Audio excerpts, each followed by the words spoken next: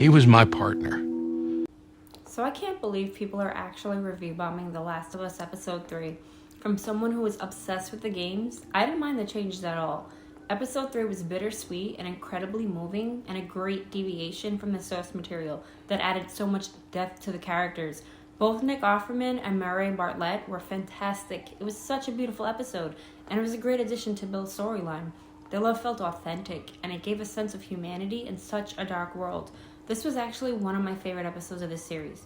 The beauty of The Last of Us is human interaction. They expanded upon these interactions from the game, and they made it so that it could work for television. They can't spend an hour of exploration doing things like gameplay and stealth and hiding behind cars for an hour. Instead, they told a compelling story that makes perfect sense. In the HBO adaptation of the game, Frank and Bill's years-long relationship becomes the core focus of the series' third episode, and their heartfelt apocalyptic love story was depicted in a way that's completely unique to dystopian stories. This is how it's different, and this is why it worked.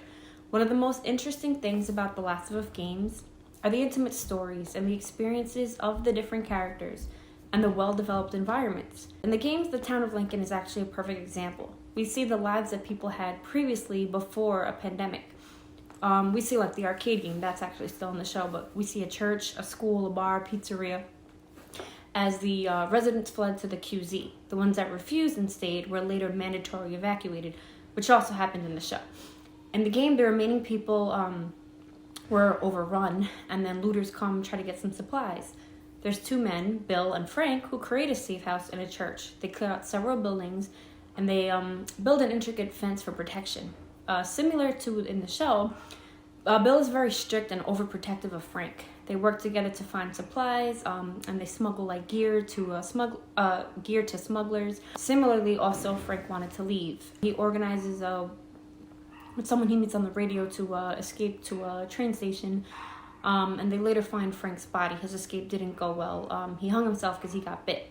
And Joel finds a letter where Frank confessed his feelings for Bill. The game, even if it wasn't in your face, the love was still there. All the show did was give so much more depth and make these side characters that much more interesting. And it showed beauty and love in a world of madness. The only thing the episode really missed was the introduction of bloaters. Like I said, The Last of Us is centered on human interactions, and the show did it beautifully. Now wait till you meet these two.